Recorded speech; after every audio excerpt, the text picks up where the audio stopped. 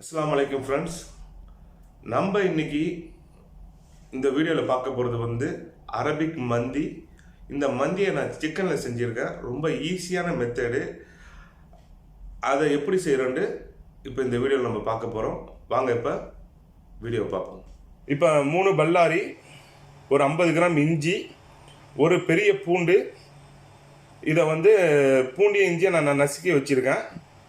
அடுத்தது பார்த்தீங்கன்னாக்கா ஒரு 10 காஞ்ச மிளகாய், 3 ட்ரை லெமனு, கொஞ்சமாக பட்டையும் ஏலக்காய் கிராம்பு எடுத்திருக்கேன். இதில் பட்டை கொஞ்சம் கூடுதலாக சேர்த்துங்க, ஒன்றும் பிரச்சனை இல்லை. அடுத்தது ஒரு கைப்பிடி அளவு மல்லி எடுத்திருக்கேன், முழு மல்லி. இந்த ராவா தான் எல்லா மசாலாவும் நம்ம போட போகிறோம். இதை வச்சு நம்ம எப்படி மந்தி செய்ய போகிறோன்னு பாருங்கள். ஓகே, நான் அடுப்பை பற்ற வச்சுட்டேன். அடுப்பு பற்ற வச்சு இப்போ தேவையான அளவு நான் தண்ணி வச்சுருக்கேன். தண்ணி வந்து ஒரு 1 கிலோ அரிசிக்கு தேவையான அளவுக்கு நான் தண்ணி வச்சுருக்கேன். இந்த தண்ணி எந்த அளவும் இல்லாமல் தான் நான் வச்சுருக்கேன். நமக்கு இந்த நேரத்தில் தண்ணி அளவு தேவையில்லை. இப்போ நம்ம டைரெக்டாக நம்ம எடுத்து வச்சுருக்கிற எல்லாத்தையும் இதில் கொட்டிடுவோம்.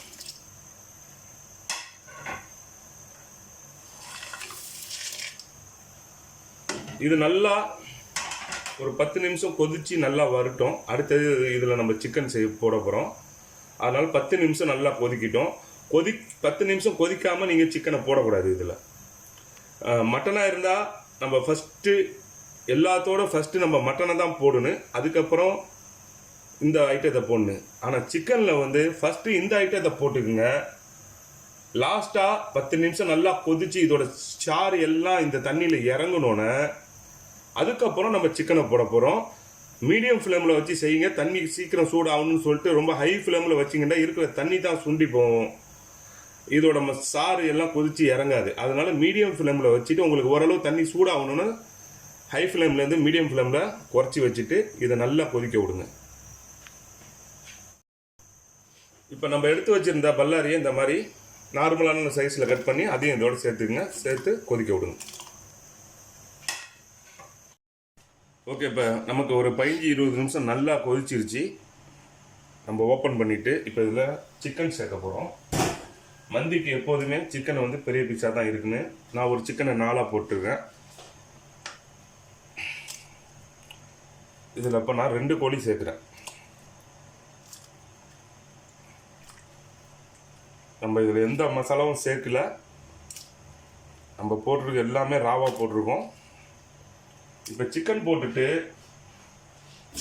தேவையான உப்பு நம்ம இதில் சேர்க்க போகிறோம்.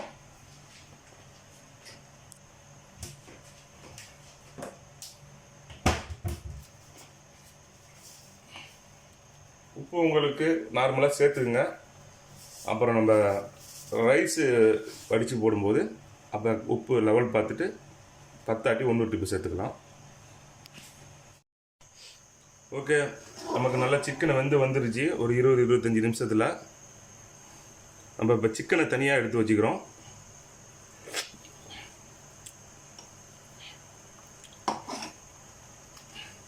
இதே மாதிரி ஒரு பிளேட்டில் சிக்கனை மாத்திரம் தனியாக எடுத்துடுங்க. சிக்கன் வேகிறதுக்கு முன்னாடியே சிக்கன் எடுக்கிறதுக்கு முன்னாடி நல்லா வெந்திருக்கான்னு பார்த்துட்டு சிக்கன் எடுங்க.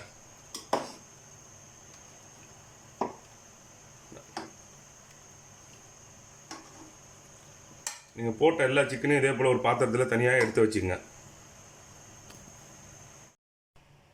ஓகே, இந்த மாதிரி வெந்த சிக்கனை நல்லா வேக விட்டு இந்த மாதிரி ஒரு பிளேட்டில் எடுத்து வச்சுக்கோங்க தனியாக ஒரு பாத்திரத்தில். அதுக்கப்புறம் நம்ம இந்த தண்ணியிலே தான் நம்ம சோறு செய்ய போகிறோம். அதுக்கு முன்னாடி இந்த தண்ணியில் ஒரு ஃபில்ட்ரு வச்சு தண்ணியை மட்டும் தனியாக வடிகட்டி எடுத்துக்கோங்க.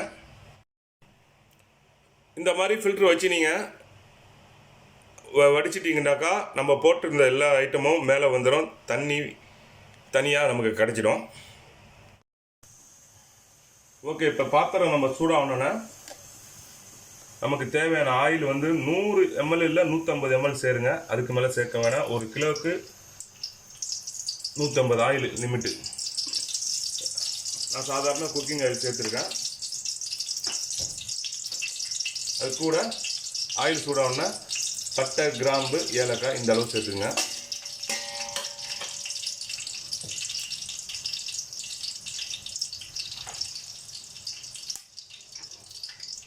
பட்டை கிராம்பு ஏலக்காய் சூடாகணுன்னா நம்ம அடுத்ததாக இதில் இஞ்சி பூண்டு பேஸ்ட்டு சேர்க்க போகிறோம்.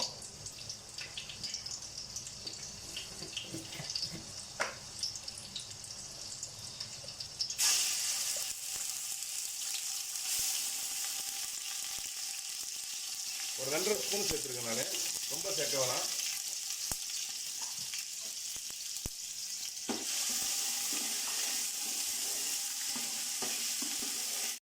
இஞ்சி பூண்டு பேஸ்ட்டு இது போல் நல்லா ஓரளவு பச்சை வாடை போகிற வரைக்கும் வதக்கிக்கிங்க. அடுத்ததான் நம்ம ஏற்கனவே தண்ணியில் போட்டு இந்த அவுச்சு அந்த ட்ரை லெமனே இதில் சேர்த்துக்கிறேன் நான். இப்போ நம்ம ரைஸுக்கு தேவையான தண்ணியை அதில் கொடுக்குறோம். நம்ம ஏற்கனவே சிக்கன் அவிச்சு வடித்து வச்சுருந்த தண்ணி தான் இப்போ நம்ம சேர்க்குறோம். நான் வந்து 4 கிளாஸ் இருக்குது எனக்கு, என்னுடைய கப்பில் 4 கப்பு இருக்குது 1 கிலோ ரைஸு. நான் பாசுமதியில் தான் இது செய்கிறேன். அதனால் 1க்கு 1.5 அளவு நான் தண்ணி சேர்க்குறேன்.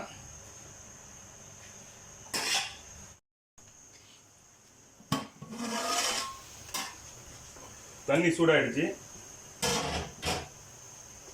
இப்போ நம்ம இதில் அரிசியை கலக்கிறோம்.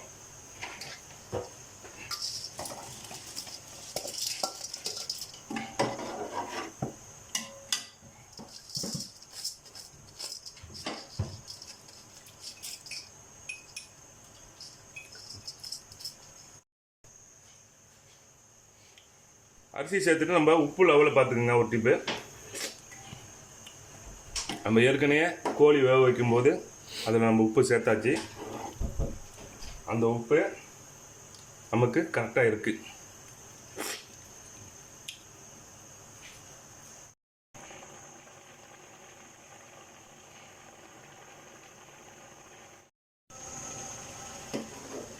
இப்போ பாருங்கள், நமக்கு தண்ணியும் சோறும் ஒரே லெவலில் வந்துருச்சு. தண்ணி ஓரளவு சுண்டிடுச்சு. நம்ம இந்த ஸ்டேஜில் அடுப்பை சிம்மில் வச்சு தம் போட்டுருவோம். ஒரு 10 நிமிஷம் சிம்மில் இருக்கட்டும். அதுக்கப்புறம் நம்ம இதை ஓப்பன் பண்ணிட்டு இது மேலே சிக்கன் நம்ம எப்படி அடுக்கி அது மேலே டாப் எப்படி கொடுக்குறோன்னு பார்ப்போம்.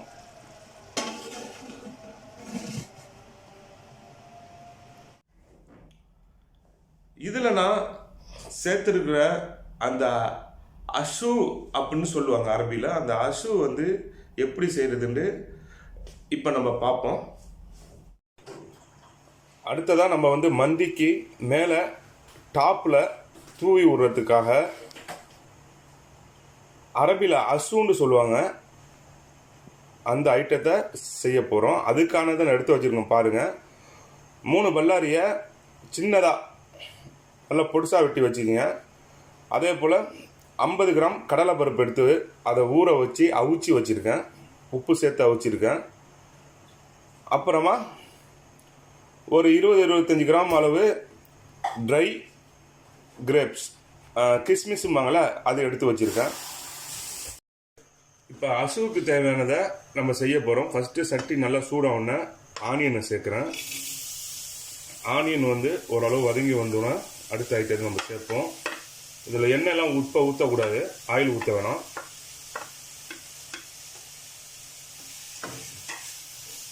இது அப்படியே ட்ரையாக வரட்டும், கொஞ்சம் கருத்து வரும். அது வரைக்கும் நம்ம பொறுமையாக மீடியம் ஃப்ளேமில் வச்சு செய்யுங்க.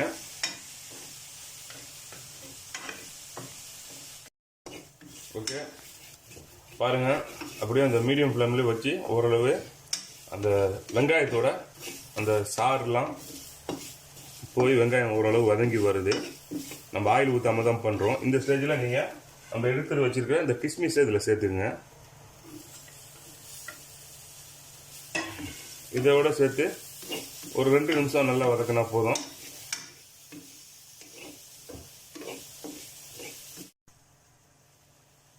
இப்போ நல்லா வதங்கி வந்துடுச்சு கிஸ்மிஸ் சேர்த்தோன்னே. இப்போ நம்ம கடைசியாக கடலைப்பருப்பை இதில் சேர்க்குறோம். கடலைப்பருப்பையும் நல்லா சேர்த்து ஒரு 2 நிமிஷம் வதக்கிக்கிங்க.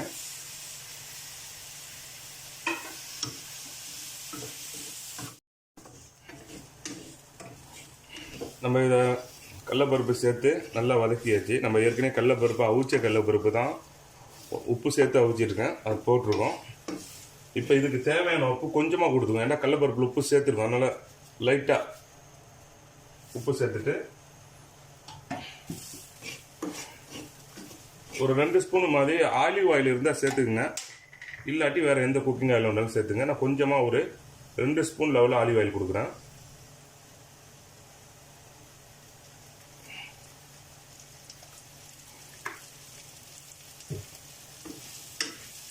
இதுக்கு ஆயில் கொஞ்சமாக இருந்தால் போதும்.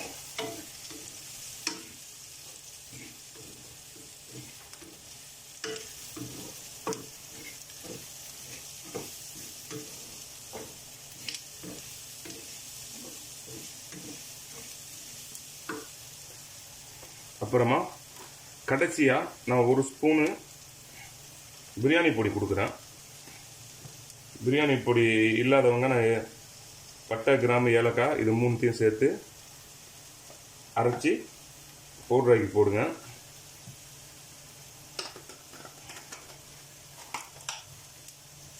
இதை நல்லா கிண்டி விட்டுட்டு இதை இறக்கிட வேண்டியதுதான். இது நம்ம சோத்துக்கு மேலே லாஸ்ட்டாக மேலே தூவுறதுக்கு தான் இது ரெடி பண்ணியிருக்கோம். இது நல்ல வாசம் மணமாக இருக்கும். இதை கடைசியாக நான் எப்படி சோத்து மேலே எப்படி தூவுறேன்னு பார்த்துக்குங்க. ஓகே, 15 நிமிஷம் ஆச்சு. நம்ம இப்போ இதை ஓப்பன் பண்ணி பார்ப்போம். நமக்கு ரைஸு ரெடி ஆகிடுச்சு, பொலண்டு வந்துடுச்சு. நம்ம இப்போ இது மேலே சிக்கனை அடுக்க போகிறோம்.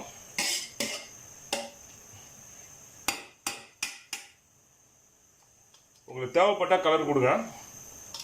கலர் கொடுத்தா கொஞ்சம் கலராக இருக்கும். நான் லைட்டாக ஃபுட் கலர் சேர்த்துக்கிட்டேன். அடுத்தது நம்ம எடுத்து செஞ்சு வச்சுருக்கோம்ல, இதை தூவிக்கிறோம் மேலே.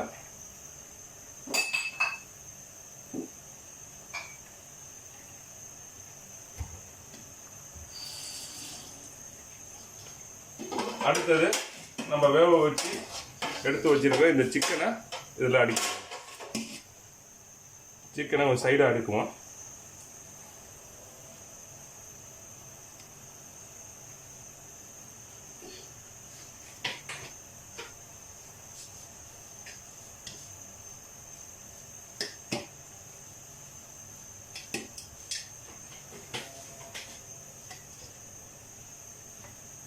ஓகே,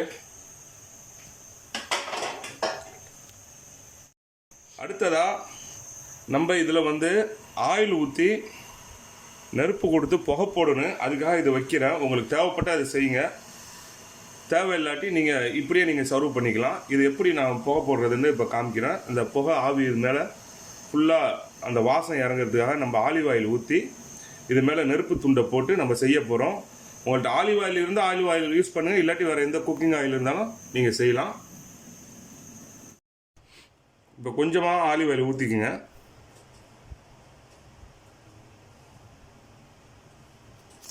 அது போதும். அடுத்தது இந்த கங்கு நெருப்பு எடுத்து வச்சுக்கோங்க பாருங்கள், அதை இதில் போட்டுட்டு உடனே இமிடியேட்டாக மூடிடணும்.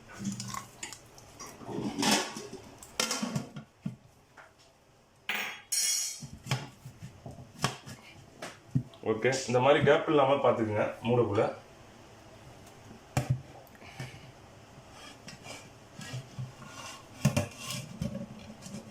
இதை ஒரு 10 நிமிஷம் கழிச்சு நம்ம திறந்து சாப்பிட வேண்டியதான். ஓகே, பாருங்க, அந்த ஆயிலெலாம் மேலே பட்டு நல்லா பளபளன்னு இருக்கும் ரைஸு. நம்ம இதை மட்டும் எடுத்து வெளியே வச்சுட்டு இதை நம்ம சர்வ் பண்ணி சாப்பிட வேண்டியதுதான்.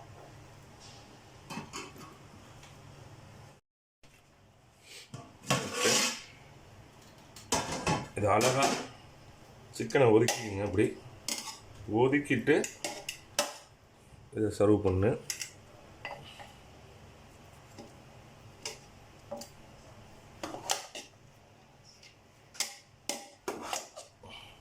சோறு பாருங்கள், சோறு எவ்வளோ அழகாக வந்துருக்கு பாருங்கள்.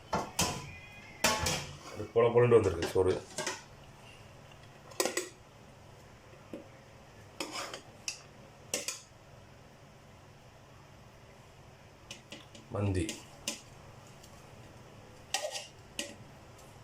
வச்சுட்டு அதை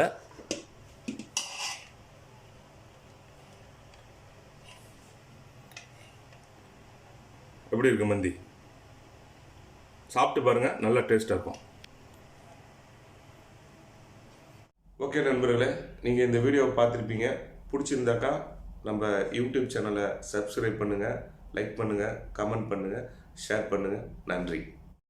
பார்த்துங்க, அப்படியே அடி பிடிக்காமல் சோறு அப்படியே பொல பொலன்னு வந்துருச்சு. அந்த மாதிரி தான் இந்த மந்தியை பக்குவமாக செய்யணும்.